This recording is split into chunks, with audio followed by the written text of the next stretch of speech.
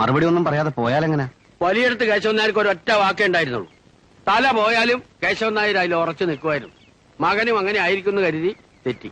രസീത് ബുക്കും അഭ്യർത്ഥന അടിക്കാൻ കൊടുത്തിട്ട് വരുന്ന വഴിയാ. ഈ വഴിയിൽ വെച്ച് തന്നെ പീതാംബരൻ കാല് മാറുമെന്ന് ഞങ്ങൾ തീരെ പ്രതീക്ഷിച്ചില്ല. ഇനിയിപ്പോ നാട്ടുകാരുടെ മുഖത്ത് ഞങ്ങൾ എങ്ങനെ നോക്കും? ആലോചിച്ച് നോക്കിയപ്പോ അമ്മ പറയുന്നതിലും കാര്യമുണ്ടെന്ന് തോന്നി. പീതാംബരൻ ആയതുകൊണ്ട് ഞാനൊരു സത്യം പറയാം. സ്വന്തം മകനെ രാഷ്ട്രത്തിന് സമർപ്പിക്കാൻ സ്വമനസാലെ ഒരമ്മയും സമ്മതിച്ചിട്ടില്ല. ഇത് ചരിത്രം നോക്കിയാൽ മനസ്സിലാവും. ഏത് അധ്യായത്തിലാണെന്ന് കൂടി പറഞ്ഞു കൊടുത്താട്ടെ. ആണുങ്ങൾക്ക് വാക്കാ പീതാംബര വലുത്. അത് പെണ്ണുങ്ങളുടെ വാക്ക് കേട്ട് സൗകര്യം പോലെ മാറ്റാനുള്ളതല്ല. എന്റെ മമ്മ എങ്ങാനും ആയിരിക്കണം എന്നെ ഉന്തി തള്ളി ഇറക്കിയന്. പഞ്ചായത്ത് മെമ്പർ ആയെന്ന് കരുതി വേറെ ജോലിക്കൊന്നും പോകാൻ പാടില്ല എന്ന് കാർത്തിയാനിയമ്മ പറഞ്ഞത് ലോകപരിചയമില്ലാത്തതുകൊണ്ടാ. വെള്ളക്കാരെ ഓടിക്കാൻ നടന്നതിനിടയിലും ഗാന്ധിജി നൂലുണ്ടാക്കിയില്ലേ? അങ്ങനെ പറഞ്ഞോട്. അപ്പോ നിക്കല്ലേ? അതിനിത്ര ആലോചിക്കാൻ എന്തിരിക്കണു? നല്ല നല്ല പിള്ളേകളെ നമ്പി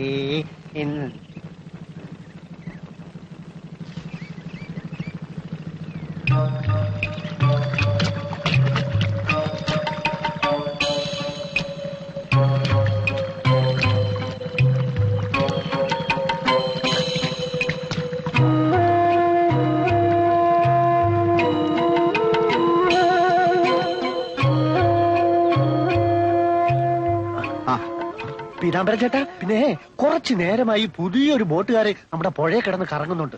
അറവാച്ചന്റെ ആളാണ് എനിക്ക് തോന്നുന്നത്. പിന്നെ വേറൊരു കാര്യം പറഞ്ഞ അറവാച്ചന്റെ മോൻ സ്ഥാനാർത്ഥി. ആര് പറഞ്ഞു? അസനാരിക്ക. പിന്നെ വേറെ ഒത്തിരി 2-3 പേരുടെ നിൽക്കുന്നുണ്ടെന്ന്. അധ്യക്ഷൻ പറഞ്ഞത് വേറെ ആരും നിൽക്കുന്നില്ലെന്നാണല്ലോ. ഒരു പൊതുതിരഞ്ഞെടുപ്പ് ആവുമ്പോ വേറെ ആരും കേറി നിൽക്കരുത് എന്ന് പറയുന്നത് മര്യാദകേടാ. ഇതിലോട്ട് തട്ടിയാട്ടെ പോകട്ടെ. സാറേ, സ്ഥാനാർത്ഥിയാവാൻ തോന്നിയവന്റെ ഒക്കെ 7:30 ശനിയുടെ ആരംഭമാണെന്ന് കരുതിയാ മതി. നിനക്കല്ല, നമ്മുടെ എതിർ സ്ഥാനാർത്ഥികളുടെ. നമുക്ക് ശുക്രദശയല്ലേ? ഏതായാലും ഇനി പിന്മാറുന്ന ആണുങ്ങൾക്ക് യോജിച്ചതല്ല. അറവാച്ചന്റെ മോനെ എങ്ങനെങ്കിലും തോപ്പിക്കണം. ചേമ്പല മുഴുവൻ വെട്ടിയെടുക്കാൻ താമസിച്ചില്ല. ദ്രോഹി. പൊതുജന സേവനത്തിനായി സ്വജീവിതം ഒഴിഞ്ഞുവെച്ച വിദ്യാസമ്പന്നനും സൽസ്വഭാവിയുമായ പീതാംബരനെയാണോ, നാട്ടുകാരുടെ മുഴുവൻ ചോര ഊറ്റിക്കുടിക്കുന്ന സാമൂഹ്യദ്രോഹിയായ അവരാച്ചപുത്രനെയാണോ ഈ നാട്ടുകാർക്ക് ആവശ്യമെന്ന് നമുക്കൊന്നറിയണം. മക്കൾ രാഷ്ട്രീയത്തിനൊരു അറുതി വരുത്തണം. ഇതെങ്ങനെയാ മക്കൾ രാഷ്ട്രീയമാവുന്നത്? അവർ അച്ഛൻ രാഷ്ട്രീയക്കാരനല്ലല്ലോ. എന്നാലും അയാൾ ഒരു തന്തയല്ലേ. അതുള്ളതാ. കാട് കയറണ്ട. നാം ഇത്രയും നേരം പ്രശ്നത്തിന്റെ വിവിധ വശങ്ങളെക്കുറിച്ച് കൂലങ്കഷമായി ചിന്തിച്ചതിന്റെ വെളിച്ചത്തിൽ ഞാൻ ഊന്നി പറയാൻ ആഗ്രഹിക്കുന്നു, പീതാംബരൻ പുഷ്പം പോലെ ജയിക്കും. സുഹൃത്തുക്കളെ, പീതാംബരൻ എന്റെ ആജീവനാന്ത സുഹൃത്താണ്. ഞങ്ങൾ ഒന്നിച്ച് കളിച്ച് വളർന്നവരാണ്. മണ്ണപ്പം ചുട്ട് കളിക്കുന്ന കാലത്ത് തന്നെ ചുടുന്ന മണ്ണപ്പമൊക്കെ മറ്റുള്ളവർക്ക് കൊടുക്കണമെന്ന് പീതാംബരൻ നിർബന്ധം പിടിക്കുമായിരുന്നു. എന്റെ ഓർമ്മ ശരിയാണെങ്കിൽ പീതാംബരൻ ഒറ്റ അപ്പം പോലും തിന്നിട്ടില്ല. അന്നേ ഞങ്ങൾ പറയുമായിരുന്നു പീതാംബരൻ ഒരു യേശുക്രിസ്തു ആവുമെന്ന്. ഞങ്ങളുടെ കണക്കൂട്ടിലൊന്നും വലുതായിട്ട് തെറ്റിയില്ല. ഈ പീതാംബരനിൽ ഈ നിയോജക മണ്ഡലത്തിൽ നിന്നും പീതാംബരൻ ജയിച്ചാൽ ചെയ്യാൻ പോകുന്ന കാര്യങ്ങളെ കുറിച്ച് ഞാൻ നിങ്ങളോട് പറഞ്ഞ് ഇപ്പോഴേ കൊതിപ്പിക്കുന്നില്ല. ഒന്നും ചെയ്യാൻ 1000 കാര്യങ്ങൾ ചെയ്യാൻ കഴിവുള്ള ചെറുപ്പക്കാരനാണ് പീതാംബരൻ. മാത്രമല്ല ഈ നാട്ടിന്റെ പീതാംബരൻ ഞാൻ എന്റെ ഓർമ്മ ശരിയാണെങ്കിൽ ഞാൻ ഊന്നിപ്പറയുകയാണ്. ഞാൻ നിർത്തുന്നു. നമസ്കാരം.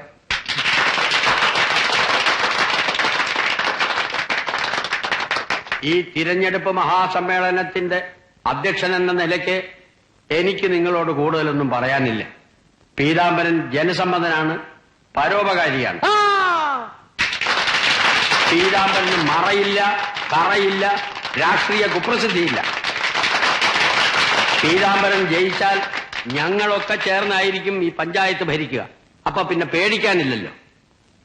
പീതാംബരന് ഭരണപരിചയം കുറവാണെങ്കിലും എന്റെ ഉപദേശത്തിലൂടെ ഞാനത് നേരെയാക്കിക്കൊള്ളാം. വാഗ്ദാനം കൊടുക്ക്. കടത്തുകൂലി വെട്ടിക്കുറയ്ക്കും, തേങ്ങ എണ്ണക്കുരുവായി പ്രഖ്യാപിക്കും, ഈ പഞ്ചായത്തിൽ അങ്ങോളം ഇങ്ങോളം ഇഷ്ടം പോലെ പാമോയിൽ ഒഴുക്കും. ചുരുക്കി പറഞ്ഞാൽ ഈ പഞ്ചായത്തിന്റെ മുഖച്ഛായ അടിമുടി മാറ്റും. പീതാംബരൻ വോട്ട് കൊടുത്ത് വിജയിപ്പിക്കുക, എതിർ സ്ഥാനാർത്ഥിക്ക് വോട്ട് നൽകാതെ നിലംപരിശാക്കുക. കരിഞ്ചന്തക്കാർ തുലയട്ടെ, നന്മയുടെ പ്രതീകം വിജയിക്കട്ടെ.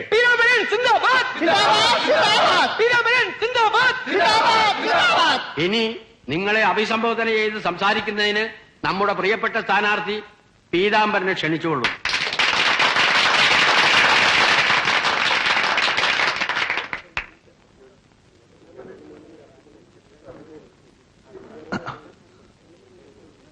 പ്രിയപ്പെട്ട സുഹൃത്തുക്കളെ, ഇവിടെ പറഞ്ഞ വിശേഷണങ്ങൾ എനിക്കിണങ്ങുമെന്ന് തോന്നുന്നില്ല. സാമൂഹ്യ സേവനം നടത്താൻ സ്ഥാനമാനങ്ങളുടെ ആവശ്യമില്ല. എന്റെ സുഹൃത്തുക്കളുടെ നിർബന്ധത്തിന് വഴങ്ങിയാണ് ഞാൻ ഈ മത്സരത്തിന് തയ്യാറായത്. സമ്മതിദാനാവകാശം വിനിയോഗിക്കുക എന്നുള്ളത് ഒരു വ്യക്തിയുടെ മാത്രം അവകാശമാണ്. സ്വതന്ത്രമായി മാത്രം അത് വിനിയോഗിക്കുക. പരപ്രേരണക്ക് വിധേയമായിട്ടല്ല നമ്മൾ വോട്ട് ചെയ്യേണ്ടത്. അതുകൊണ്ട് എനിക്കാണോ എന്റെ എതിർ സ്ഥാനാർത്ഥിക്കാണോ വോട്ട് ചെയ്യേണ്ടത് എന്ന് നിങ്ങൾ നല്ലതുപോലെ ആലോചിച്ച് തീരുമാനിച്ചാൽ മതി സുഹൃത്തുക്കളെ. ഞാൻ തോറ്റുപോയാലും നിങ്ങളോടുള്ള എന്റെ സമീപനം പഴയതുപോലെ തന്നെ ആയിരിക്കും. നന്ദി, നമസ്കാരം.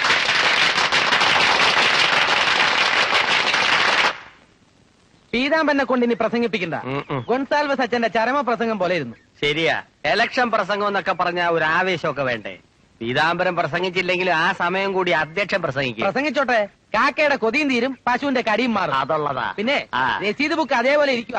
വോട്ട് മാത്രം ചോദിച്ചാ പോരാ, പിരിവും കൂടി ചോദിക്കണം. സ്വന്തം സ്ഥാനാർത്ഥിയാ, ഇഷ്ടം പോലെ പിരിക്കാനുള്ള സ്വാതന്ത്ര്യം ഉണ്ട്. അത് ശരിയാ. ചോദിച്ചാലും ചോദിച്ചില്ലെങ്കിലും പീതാംബരന് കിട്ടാനുള്ള വോട്ട് കിട്ടുകയോ കിട്ടാതിരിക്കുകയോ ചെയ്യും. നമ്മുടെ ശ്രദ്ധ മുഴുവൻ പിരിവിലായിരിക്കണം. കുവൈറ്റിൽ നിന്ന് വിളി വരുന്നത് വരെയുള്ള പിരിവിനെ ഞാനുള്ളൂ. അപ്പൊ നീ അടുത്ത കാലത്തൊന്നും പോകാൻ പോകുന്നില്ലെന്നർത്ഥം. അയ്യോ, നിങ്ങളുടെ ഓരോ വോട്ടും ഉടമടയാളത്തിൽ രേഖപ്പെടുത്തി നമ്മുടെ പ്രിയങ്കരനായ സ്വതന്ത്ര സ്ഥാനാർത്ഥി പീതാംബരനെ വൻപിച്ച ഭൂരിപക്ഷത്തോടുകൂടി എന്റെ പൊന്നു ചേട്ടന്മാരെ മറക്കരുത്, പീതാംബരനാണ് നമ്മുടെ സ്ഥാനാർത്ഥി. നമ്മുടെ ചിഹ്നം കൊതം. ഞങ്ങൾ ഈ നാട്ടുകാരല്ല, ഈ പഞ്ചായത്തിലല്ല വോട്ട്. ഞങ്ങളിവിടെ പണിക്ക് വന്നതാ. പണിക്ക് വന്നാണല്ലേ? പണിയുന്നൊക്കെ കൊള്ളാം. മര്യാദയ്ക്ക് ഇടന്നില്ല ഇടിച്ച് രണ്ടിന്റെ ഷേപ്പ് മാറ്റിക്കളയും. പീതാംബരൻ ജയിച്ചാൽ ഈ പഞ്ചായത്തിലുള്ളവർക്ക് മാത്രം പണി. അതെ. സുഹൃത്തുക്കളെ, തെങ്ങടയാളത്തിൽ നിങ്ങളുടെ വിലപ്പെട്ട സമ്മതിദാനാവകാശം രേഖപ്പെടുത്തി നമ്മുടെ സ്ഥാനാർത്ഥി AK കുര്യനെ വമ്പിച്ച ഭൂരിപക്ഷത്തോടെ വിജയിപ്പിക്കണമേ എന്ന് അപേക്ഷിക്കുകയാണ്. അയ്യോ, ഇവിടെ കയറണോ? കേറിയാൽ എന്താ? ഇവിടെ ആർക്കെങ്കിലും പകർച്ചവ്യാധി ഉണ്ടോ? വ്യാധിയും വ്യാഖൊന്നും ഉണ്ടായിട്ടല്ല. പാമ്പ് കടിച്ച് മരിച്ച കണ്ണന്റെ വീടാ. അയാളുടെ മോളെ നാടൊട്ടുക്ക് പിരിച്ചു കെട്ടിച്ചത് പീതാംബരനാ. ഏതായാലും ഇവിടെ വരെ വന്ന സ്ഥിതിക്ക് ഒന്ന് കയറി ചോദിച്ചിട്ട് പോകുന്ന മര്യാദ. എന്നാ കയറാം. ഇവിടെ ആരും ഇല്ലേ? ചേച്ചി, അമ്മച്ചി, പീതാംബരന് വോട്ട് ചോദിച്ച് ഇറങ്ങിയ കൂട്ടത്തിൽ ഒന്ന് കയറിയെന്നേ ഉള്ളൂ. നമ്മുടെ ചിഹ്നം കൊതവാണ്. പീതാംബരനെ കുറിച്ച് പ്രത്യേകിച്ച് പറയേണ്ട കാര്യമൊന്നുമില്ലല്ലോ. അയ്യോ, അത് പിന്നെ പറയണോ? പീതാംബരനെ ആർക്കാ അറിയാത്തത്? അവൻ നല്ലവനാ, ഉപകാരിയാ. തന്തയില്ലാത്ത എന്റെ മോളെ ഇറക്കി വിട്ടത് അവന്റെ മിടുക്കൊണ്ടാ. പക്ഷെ ഒന്നും തോന്നരുത്, വോട്ട് ഞങ്ങൾ പാർട്ടിക്കേ ചെയ്യൂ. അമ്മച്ചിയാണ് പെണ്ണ്. ഒരു മിനിറ്റ് ഇരുന്നാട്ടെ. മനസ്സിലൊന്ന് വെച്ചിട്ട് പുറത്ത് വേറൊന്ന് പറഞ്ഞില്ലല്ലോ. അമ്മച്ചി, ഇനി കെട്ടിച്ചേക്കാൻ പെൺമക്കൾ വേറെ വല്ലതും ഉണ്ടോ? ഒന്നുകൂടി ഉണ്ട് മോനെ. അതിന് ആരുടെയും കൂടെ അയച്ചുകളയല്ലേ? അതെന്താ? പാർട്ടി വരും കെട്ടാൻ. അങ്ങനെ ഇപ്പൊ വായിക്കണ്ട, നന്ദിയില്ലാത്ത. എന്താടാ വിളിക്കുന്നു, ആര്? വന്നു നോക്ക.